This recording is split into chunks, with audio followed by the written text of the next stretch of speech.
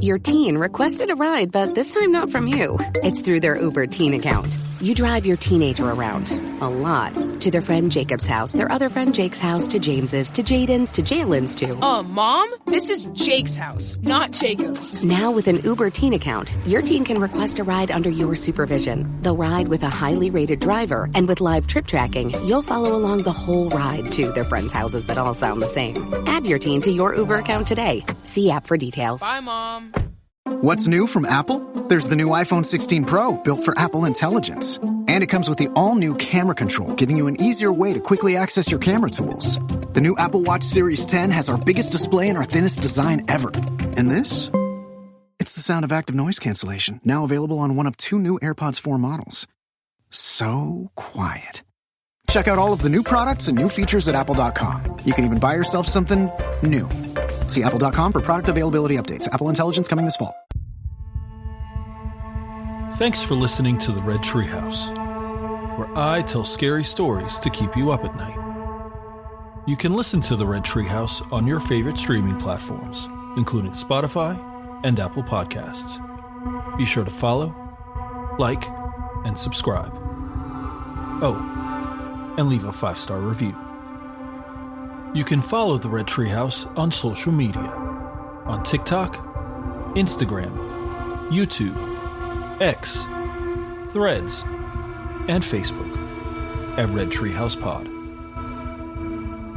And now you can find the Red Treehouse on Patreon. Join the Red Treehouse community for as little as $3 per month and receive exclusive member benefits, including personal shoutouts, early access to episodes, bonus episodes, and more. Simply go to patreon.com/Red Treehouse. As always, if you have a scary story or topic you'd like me to feature on an upcoming episode, email redtreehousepod@gmail.com. Important note, sources for this episode can be found in the show notes. The Red Treehouse is dedicated to my dad. I love you, Pop.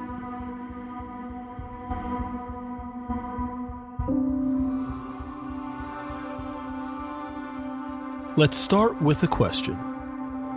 Have you ever woken up suddenly from a deep sleep, panicked, and feeling like something is wrong?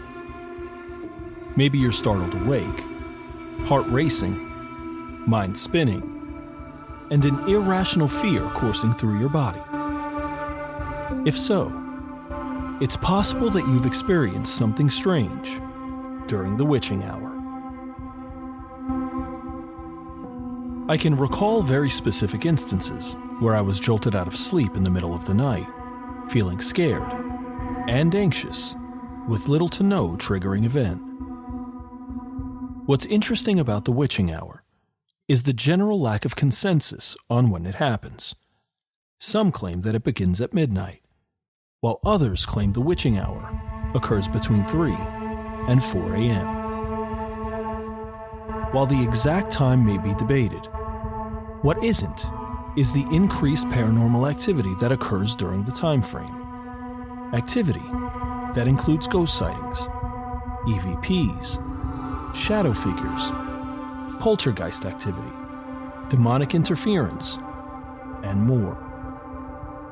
One article stated, quote, "Some believe the witching hour is the time of night when the veil between life and death is thinnest, allowing spirits and ghosts to travel between 2 worlds.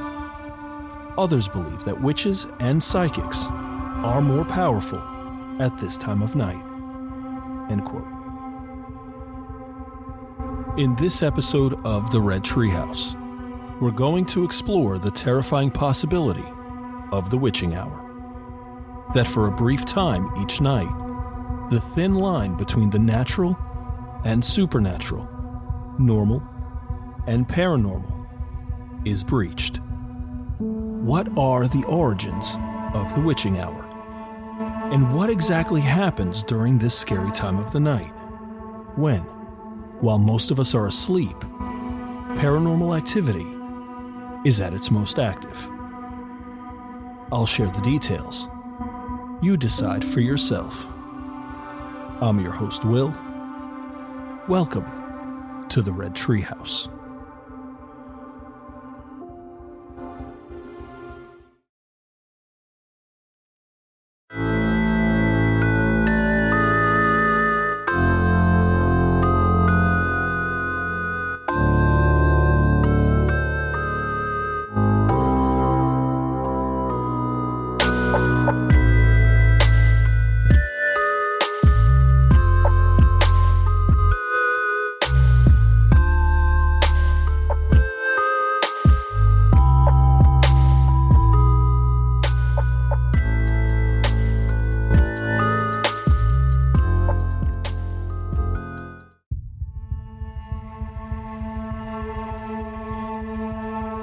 The concept of the witching hour may go back several millennia, with various explanations offering hints about its origins. In folklore, the witching hour is said to be the time of night when the activities and powers of supernatural forces are at their highest and strongest. Like seasonal events, such as the winter and summer solstice, and the autumnal and vernal equinox, it is believed the witching hour is a time of volatile, unpredictable, and malevolent occurrences. One article stated, quote, "It is said that during the witching hour, the boundary between the living and the dead becomes blurred, and the living are more sensitive to the spirits of the dead. Witches, sorcerers, and fairies were among the spirits and figures believed to have stronger powers during these times, and to carry out their mischief or dark practices at night." End quote. Something interesting. There are references to the witching hour throughout literature, with one of the earliest references in William Shakespeare's famous revenge tragedy, Hamlet. Quote, "'Tis now the very witching time of night, when churchyards yawn and hell itself breathes out contagion to this world. Now I could drink hot blood and do such bitter business as the day would quake to look on." End quote. Something equally fascinating. The concept of the witching hour seems to transcend time and geography, as various cultures offer specific instructions on how to ward off, avoid, or take advantage of supernatural forces and powers. It makes sense that people would try not only to make sense of strange phenomena, but also try to harness it for their own purposes. In centuries past, the possibility of wielding otherworldly power might have been intoxicating, and it's not difficult to imagine the influence and power one might have over others, and the fear it likely would have instilled. I mentioned earlier that the time designated as the witching hour has been debated for centuries, with no consensus as to when it happens. Some claim the witching hour is more a time frame, from sundown to sunrise, when supernatural activity is said to be at its peak. Others claim the witching hour is from midnight to 1 a.m., with midnight as the time frame when witches, ghosts, and poltergeists are said to be most active. Something else that's interesting. To date, we've done 4 Scary Games episodes of the Red Treehouse, where we explore various scary games and rituals from around the world. Many of those games require the player or players to begin at or just after midnight. There just might be something to midnight, after all. Perhaps the most widely accepted time frame, if only by a small margin, is 3 a.m., and its roots originate in Christianity. Church history and tradition holds 3 p.m. as sacred. It was believed to be the time Jesus was crucified.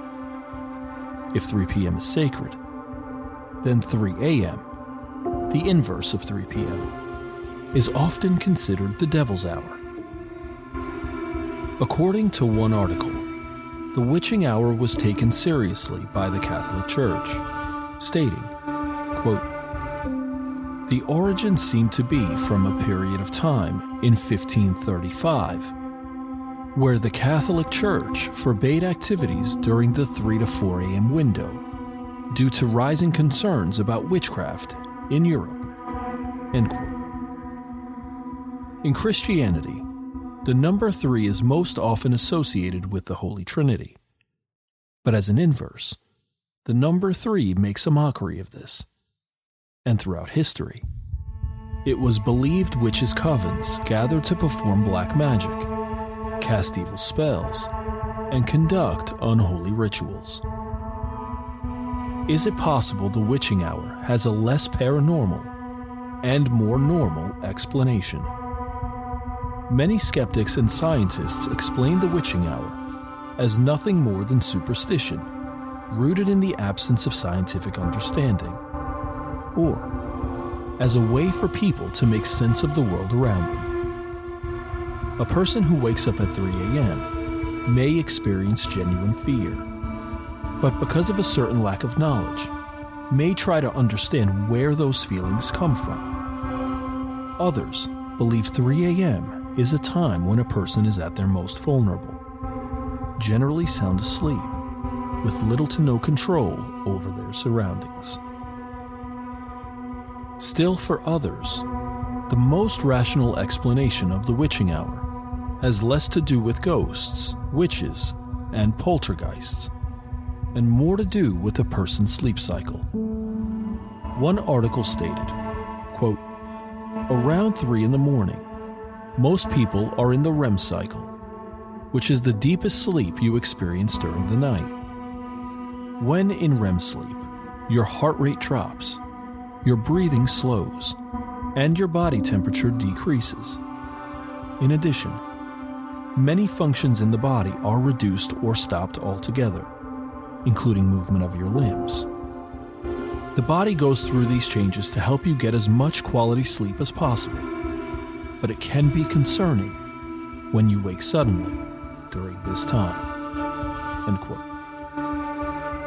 In episode 3 of the Red Treehouse, we explored the phenomenon of sleep paralysis, both the paranormal and scientific sides of the issue.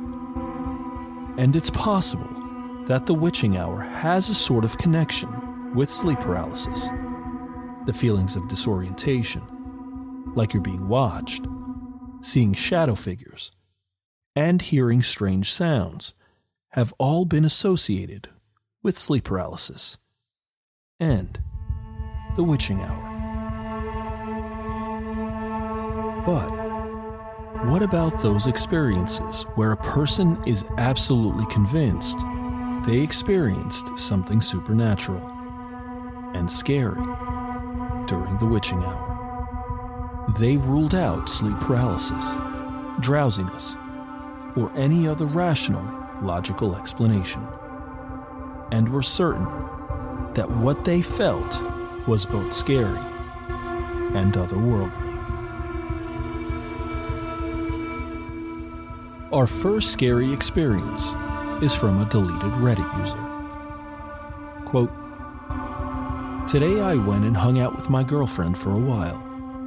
It was just a normal day, and I ended up walking home at around 10:30 p.m. I got a message asking if I wanted to hang out for a couple hours around 11:30 p.m. with a couple of friends, so I took them up on their offer, and me and my girlfriend got a ride from another friend of ours, and we all hung out for a few more hours. Around 3 a.m., we decided we should go home, and I opted for my friend to just drop me off at his house, and I would walk the approximate 1.5 miles to my house so I could spend even a few more minutes with my girlfriend. After we said our goodbyes, my girlfriend warned me to be safe because it was the witching hour, but I didn't pay any heed to it and started my trek home. About 3/4 of the way home, I noticed something peculiar. The street I was walking down wasn't very well lit, and there's only one streetlight every now and then. But I noticed that instead of just one shadow, I had two. I pondered it to myself and said something to my girlfriend about it via Facebook, and she told me to hurry home, so I picked up the pace. After a few more feet, there weren't just two shadows. There were three. I tried to pass it off as maybe residual lighting from the previous street lamp, causing more than one shadow. But if that were the case, then the one from the further lamp would be quite a bit lighter and stretched out. Yet these were absolutely symmetrical and spaced out by maybe 2 feet. When I turned onto my last street, I remembered that there wasn't a single street lamp to be found, and it was quite dark. Unusually dark. Almost every single house along my street has an automatic porch light that is motion censored and turns on as you walk down the sidewalk.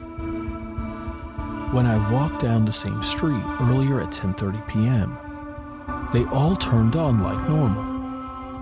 But this time as I was walking down the same street, not one of them turned on. The entire way down my last street, I felt an intense feeling of being watched, like something was standing right behind me, breathing down my neck. I proceeded to say aloud that whatever was following me needed to leave me alone and go away. I said this several times, and after the 4th or 5th time of saying it, I noticed I only had 2 shadows again, which, thinking about it, is still weird. As I approached my house, I noticed that I had 1 shadow again, and my porch light was on. When I checked what time it was, I saw it had just struck 4 a.m. right before I got to my house. So maybe whatever was following me disappeared at that point. I don't know. As soon as I entered my door, the feeling of being watched immediately went away. But I took precautionary measures and sprinkled salt along all my doors and windows anyway, just to be safe. Now I'm sitting here on my computer, telling you the tale of my night, and I just noticed that one of my tattoos is raised in one area, along only a certain line, which never happens to me. I don't know what it is that was following me, or what I experienced tonight, but I do know that I won't be walking home during the witching hour anymore. End quote. Our second scary experience comes from Reddit user Shaylack. Quote, "So I've read stories that seem kind of relevant to mine, so I thought I would share. A little backstory about me. I am female. I was born and raised in America, and I come from a Hispanic family, so I definitely believe in demons and spirits.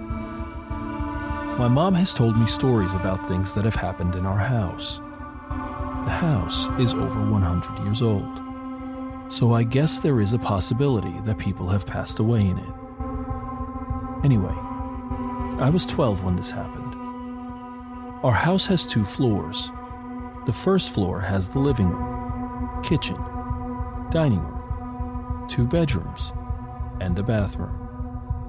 Upstairs has 2 bedrooms and a bathroom.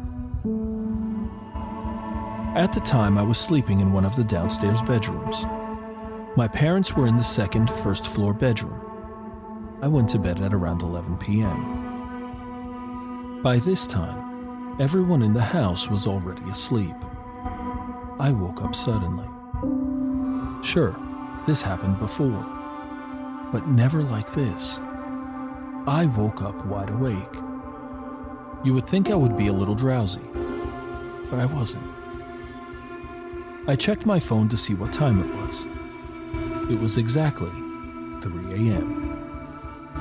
Strange, but I wasn't thinking anything about it.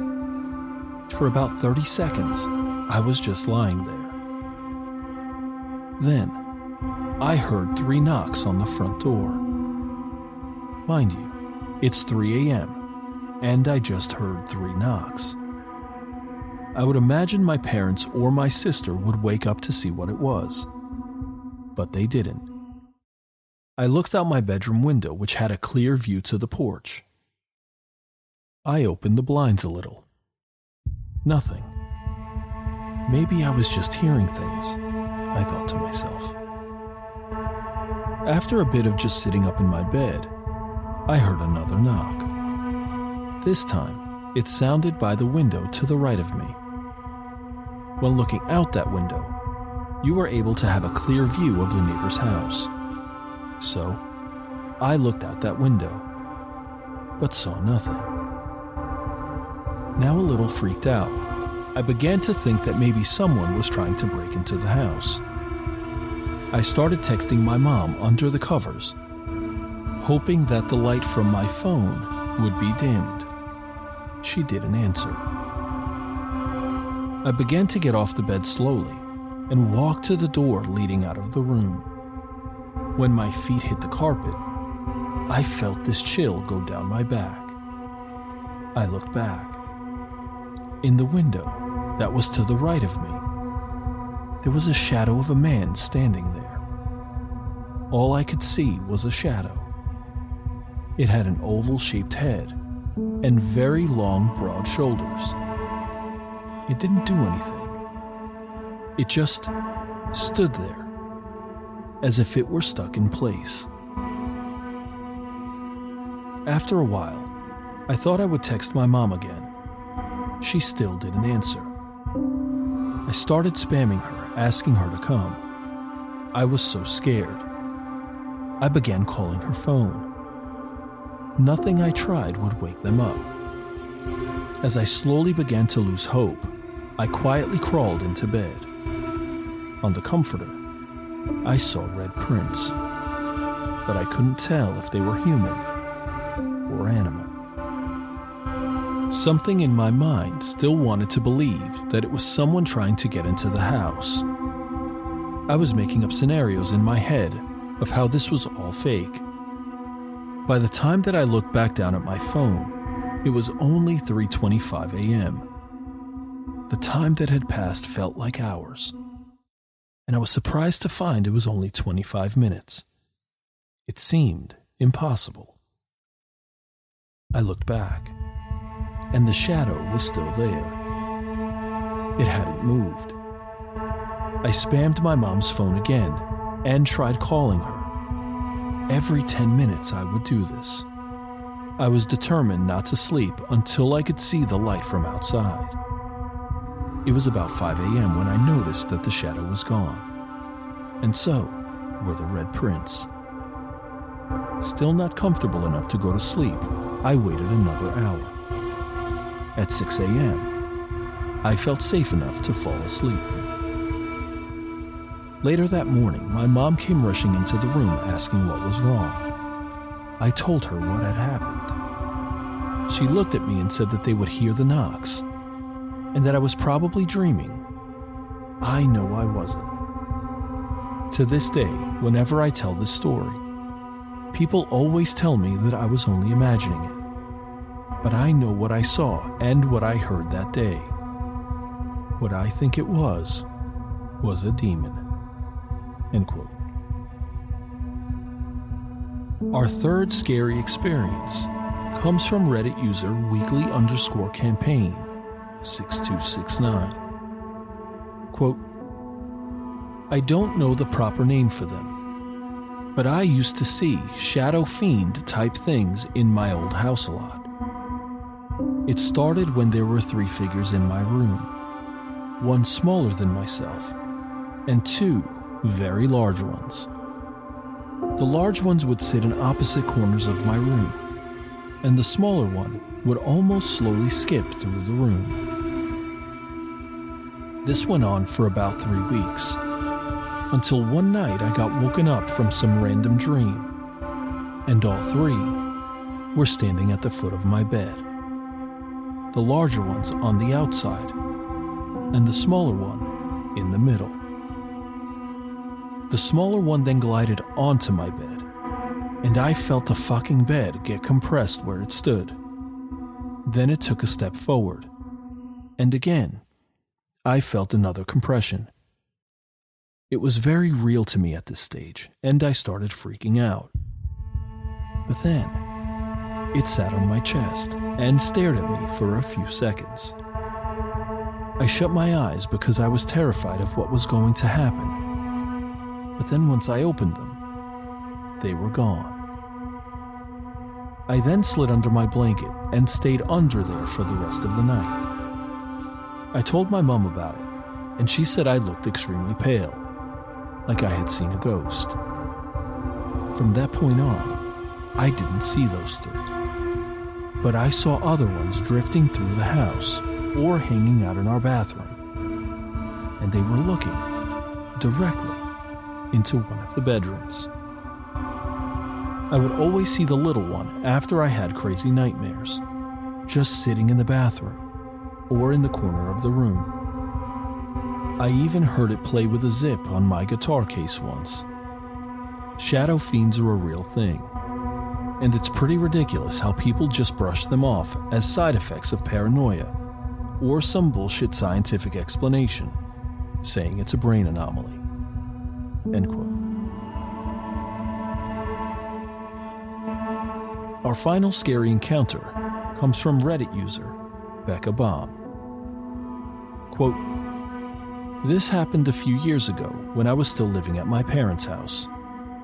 For some context, it's a 2-story house with the bottom level being a fully self-contained unit, accessed only via an external staircase, which is where I lived. My parents had gone overseas for a holiday and had been gone for about 2 weeks, and aside from going into the upstairs section of the house to cook dinner in the bigger kitchen, I didn't really go up there that much. It was about 2 a.m., and I was doing a uni assignment in the living room area of the downstairs unit, when I very clearly heard what sounded like someone getting off the upstairs couch and walking into the kitchen. Immediately, my blood froze. I tried to rationalize that it could just be the cat, but she was sitting right beside me. I then brushed it off as just my imagination, that I was just tired from doing an assignment. It was late. But then the tap in the upstairs kitchen turned on. That's when I freaked the F out. I'd lived in that house all my life. I knew exactly what it sounded like when someone was using the upstairs sink. The pipes ran through the ceiling over my head, for goodness sake. First logical step was to assume that perhaps someone had broken in and was mucking around up there. But how could they possibly, when the only way in was locked? I had made sure of it earlier that evening after making dinner and locking up for the night. And how would I have not noticed someone walking up the wooden stairs, which are old and rickety, and just outside my window? I couldn't come up with an answer, and anyway the tap had turned off and no other noises were occurring. I didn't sleep a wink that night, and in the morning I mustered the courage to go upstairs and investigate. I checked that the upstairs door was still locked, just as I'd left it the night before. I opened the door and walked into the upstairs kitchen, where every single cupboard drawer and door was open. My jaw practically hit the ground. Never in my life had any of the doors and drawers in the kitchen spontaneously opened, so it was inexplicable. I mentioned it to my parents when they got back from their holiday. My mom looked a bit freaked out, but Dad surprised me when he told me he's had some of his own experiences in the house when working on restoring old furniture pieces left by my deceased grandfather, who owned the house before us. He said that he'd be working away, and out of nowhere it would be like someone was standing right beside him. But it was always a familiar kind of feeling, So Dad was convinced his father's spirit drops in from time to time. Maybe it brings some comfort that Granddad was just getting a 2 a.m. glass of water. End quote. I'll admit, I'm not sure what I think about the witching hour. I've had some scary experiences with sleep paralysis in the middle of the night. And I think that most of the scary experiences outside of sleep paralysis might be due largely to exhaustion.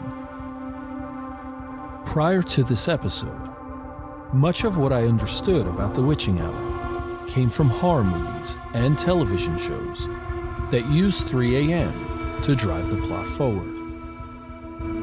That said, I'm conflicted.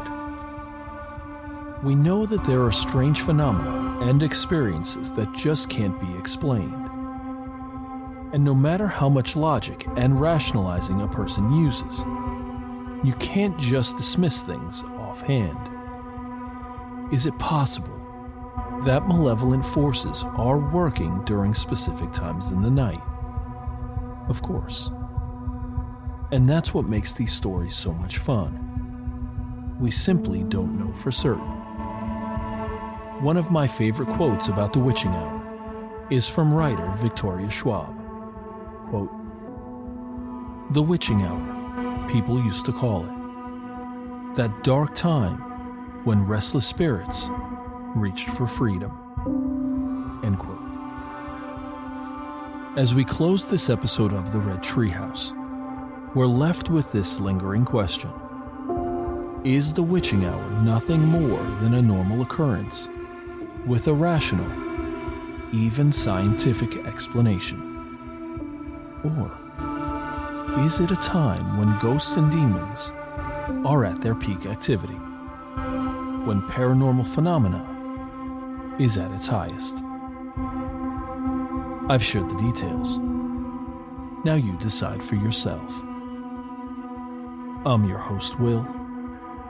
Thanks for joining me in the Red Treehouse.